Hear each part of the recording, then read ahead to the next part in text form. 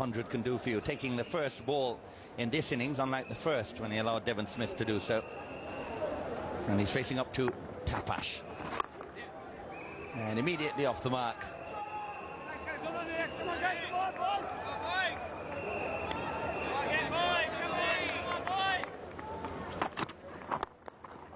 Shot. The outfield just doesn't seem as quick as it did over the first couple of days, maybe because of the amount of rain. Earlier on, that might have gone all the way to the boundary. But nicely played. Oh, all the way to the boundary. Trademark drive from Chris Gayle. Yeah, that'll get you running. Great shot. He can do the exercise as well. Chris Gayle played a lot of these in the first innings, and it's good to see him just coming back into form. 140 odd in the first innings can do wonders for a man whose confidence and form has dipped in the last series or two.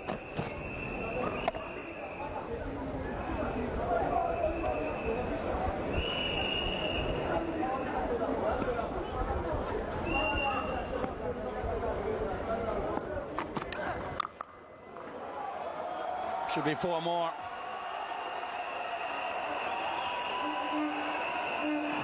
When he's in this sort of form, it can be very difficult to bowl to Chris Gayle.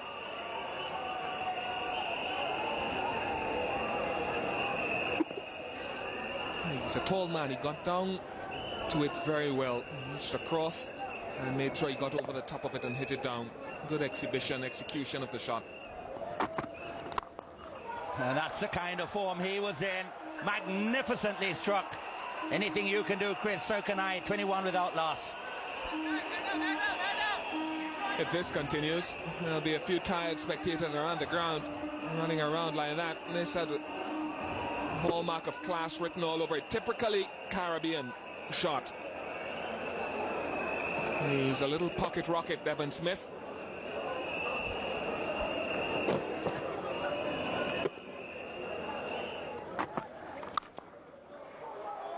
There's more evidence of that form. Another superb shot, beautifully timed, and as it whizzes across the outfield, that makes it look even better. Right out to the pitch of the delivery, playing through the line. Super effort.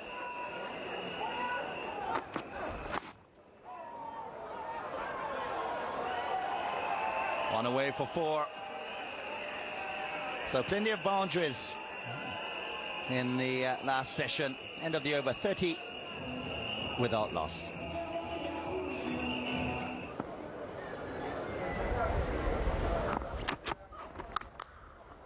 That is a super shot, straight down the ground, and no need to chase any further.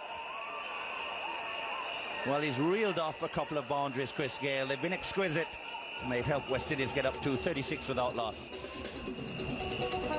Certainly a pitch on which scoring in front of the bat is the best option for you.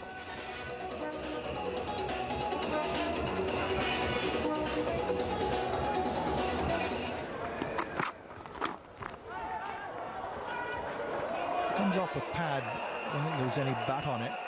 It'll come for 4, and there was bat on it.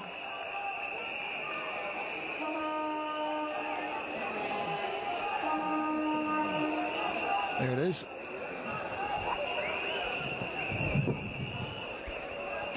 Not so sure. Smith will take them. Yeah, batsmen are quick to complain when runs are not given, when they wedged it. I don't think there'll be any complaints from the batsmen on that occasion.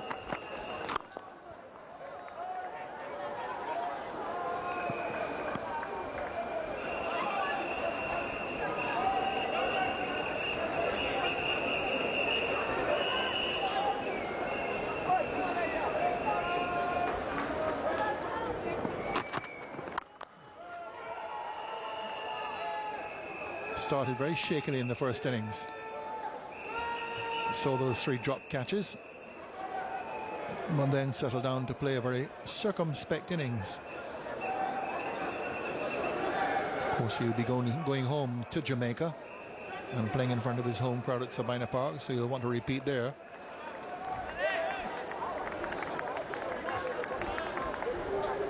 Now the match of academic interest, but good to see that both teams, at least till this stage, are showing a lot of purpose out there. The Bangladeshis still fighting.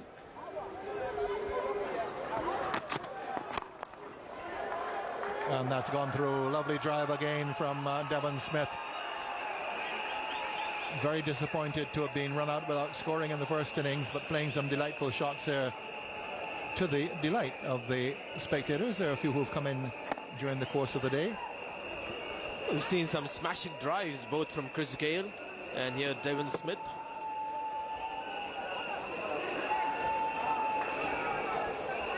Plays too well as well. So, as I said, the Bangladesh is very purposeful on the field, and good to see the West Indian batsmen coming out and not looking to just play out time, but giving some entertainment to the crowd here.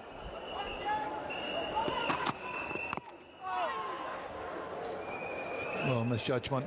Unlucky the ball didn't go back into the stumps. Late decision to leave the ball alone. Very late.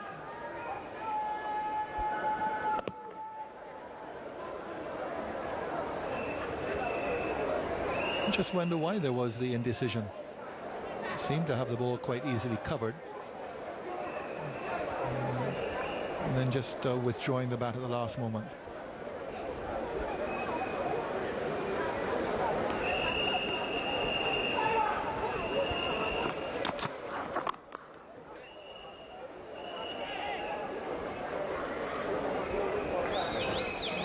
Two left-handers are opening, it's true, but they're so contrasting.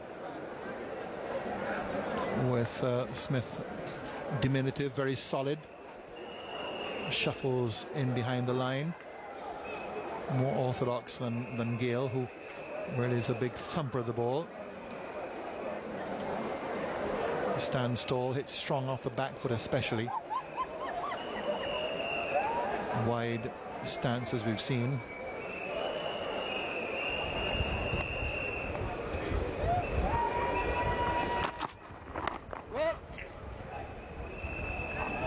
It's more orthodox, Devon Smith, and has a good defense. Also seems to be a very strong driver when the ball is pitched up. Chris Gayle maybe not as good a defense as Devon Smith. First innings, quite a few edges going through the slip cordon, and he was out in that fashion after getting 100. Devon Smith seems more, as Tony Kozia said, more solid, whether he's defending on the front foot or on the back foot.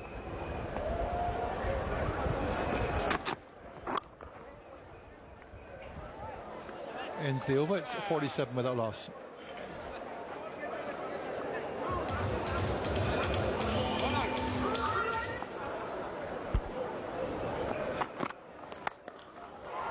Magnificent. Just forward to it and stroking through the line of the ball, emphasizing the power of Gayle, also emphasizing how good this pitch is. This is a last day pitch, and the bowlers have got absolutely nothing from it, perhaps even less today than they got over the first 4 days. It's like Ridley Jacobs getting better with time is the pitch. Thunderous drives being played here by Chris Gayle, emphasizing that the pace in the pitch hasn't died. In fact, it was the most difficult pitch to actually play shots on day one. It's just got better.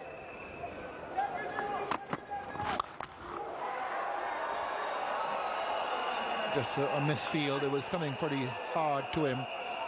Gayle just standing up and pulling, and another indication of just how good this pitch is. Ball short. And not bothering to get back on the back foot. I doubt whether he can get back on the back foot with the kind of stance that he has now. So pulling off the front foot to Mushfiqur Rahman. He's feeling the heat at the moment. He bowled well in the first inning, but West Indies, of course, were under some pressure.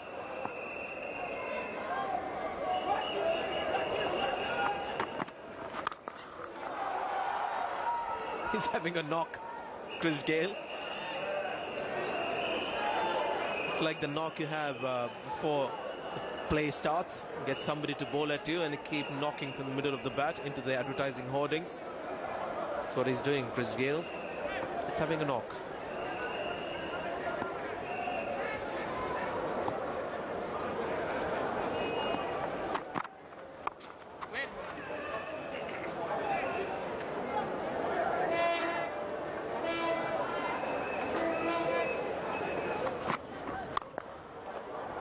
Four more. Very powerful striker. Off the back foot. He's back in touch. That 141 has done him the world of good. 57 without loss. Mushfiqur Rahman facing the brunt here. Boy, powerful hit. Now a pull. But there's a man out there. So just one. Yeah, we reckon that there would have been something in the region of 70 overs lost in the match. So that equates to just 1 hour short of a full day. Of course, we did lose a full day here last year in the inaugural test match.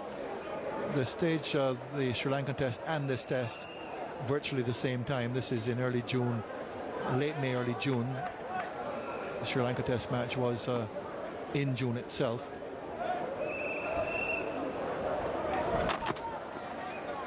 Just a period where the dry season is then coming towards an end, so you're really dicing with the weather when you stage matches then.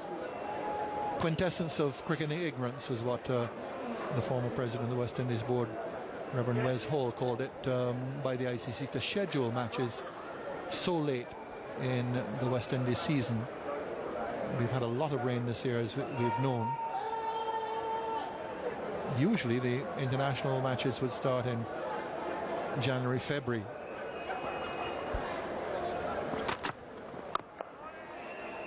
Quick single. And you could be pretty certain of dry weather in certainly February and March. England, in fact, used to come out in late December. Remember the England team enjoying New Year's Eve in Barbados back in 1968.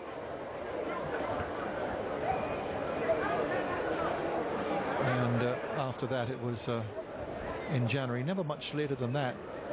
Some of the other teams would have come later. The Australians, of course, wouldn't have finished their international season until February, so they usually came out a little bit later.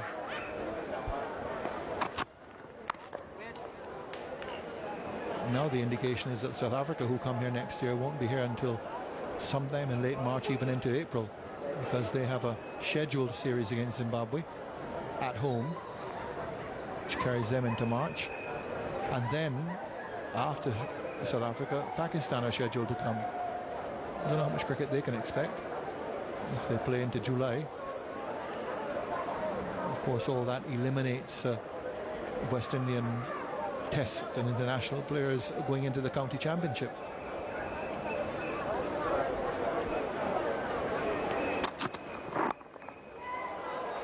Nicely flicked away. They'll look for a second. Smith is very, very quick. End of the over. 61 without loss.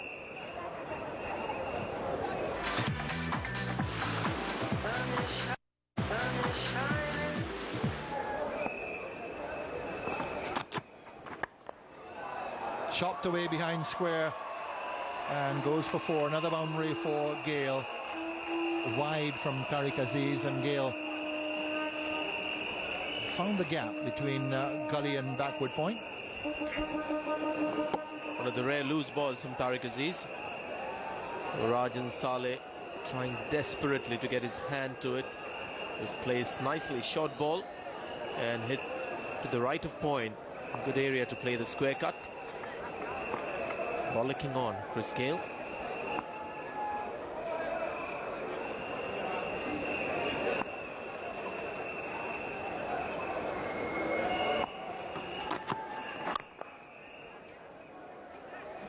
So between 1978 and 1991, when Haynes played his first test match, and 1991 when Greenwich played his last, There wasn't much opportunity for anyone else to get a chance opening the batting.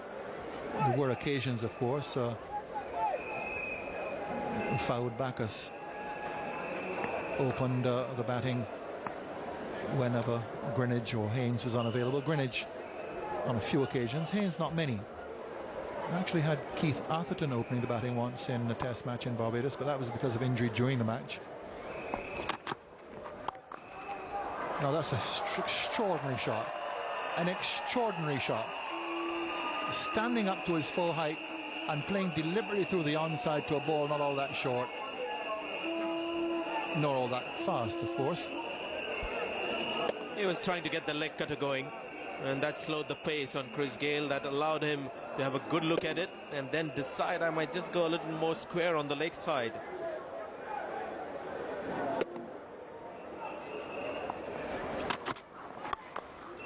And there it is again. Oh my goodness. That's hit straighter this time. Got a bottom hand in the shot, tugging the ball between mid-wicket and mid-on and racing away for 4. Two exceptional shots on the leg side. This one I think better for me than the earlier one. Once again, the same formula, whip with the bottom hand and always finding the middle of the bat. Forget the footwork.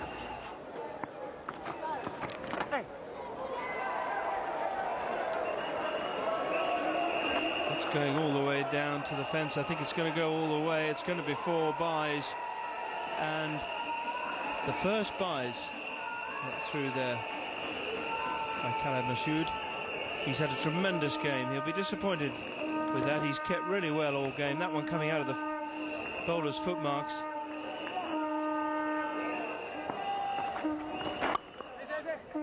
There it is, half century for Chris Gayle.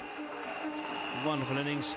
51 balls, that's all he's faced, so pretty well a run of ball, 9 boundaries, and he's only been in for 72 minutes. Not that much support from the rest of his team on the balcony. 86 for naught.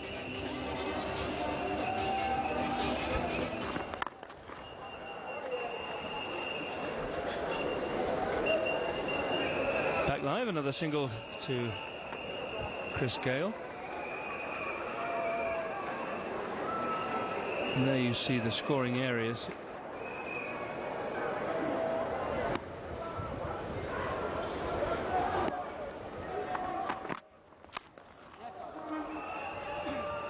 Devon Smith from about a yard outside his batting crease. Plays the ball nicely. Extra cover for another run for him. Common practice really from batsmen on low, slow pitches. Cuts out the LBW. As you hope it does anyway. You hope that the umpires notice that you're a foot or two outside your crease. Bear that in mind.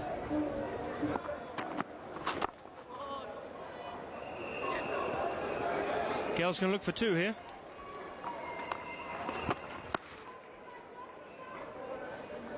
End of the over, 90 without loss.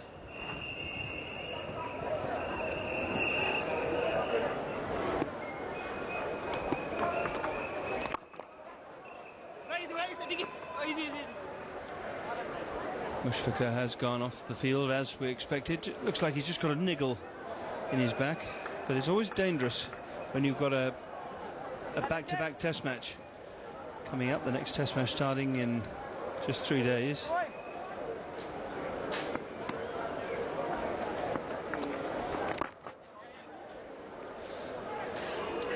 Oh, nice piece of fielding. There you see the second test match on the 4th of June there in Jamaica, Sabina Park. So it doesn't give players who pick up injuries in this test match much chance to recover. And 5-day test matches are pretty grueling.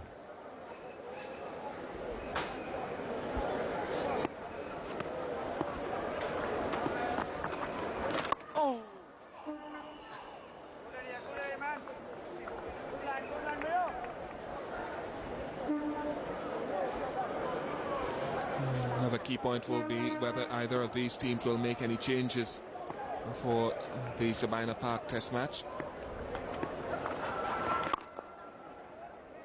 West Indies have a number of players that they would like to look at with a view to the tour to England coming up. Dave Mohammed, Ravi Rampal, a couple others.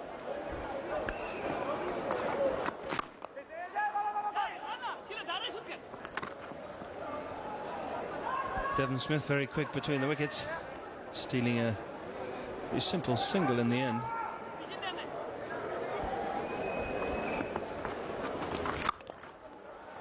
Beautiful stroke, right off the meat of the bat again from Chris Gayle, just short of a length, and he has clubbed that down the ground for 4. What a strike. Powerfully struck. Very powerfully struck.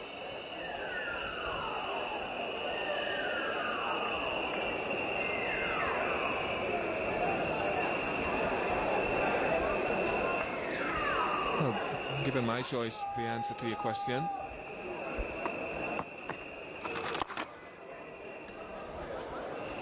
based on everyone in this match being fit, I would certainly go for Rampal in place of Lawson, if that was my choice. Fidel Edwards is another option.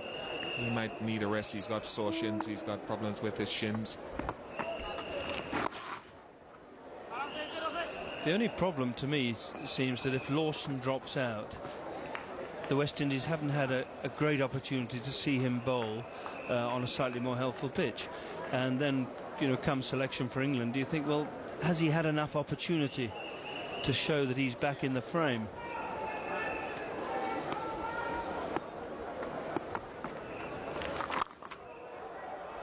4 runs. A long hop outside off stump, beautifully put away by Devon Smith. So not the easiest first over there for Mohammad Ashraful. And he's gone for 10 runs, 103 for no wicket.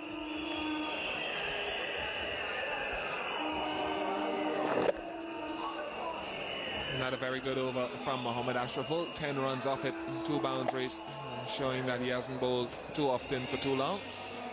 So Rafiq to continue to Chris Gayle.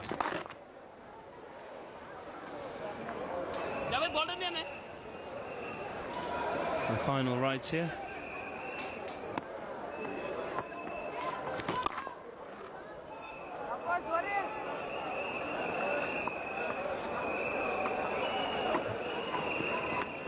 Two to Chris Gayle.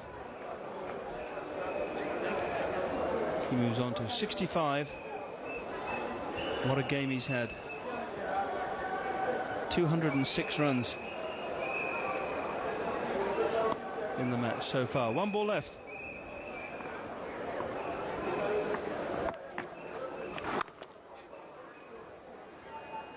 And he'll have another run. Over in time, thanks fellas. Over and time, says Daryl Harper. So there we have it. The final rights of a wonderful game of cricket here in St. Lucia, where Bangladesh will no doubt be slightly happier of the two with a drawn match here.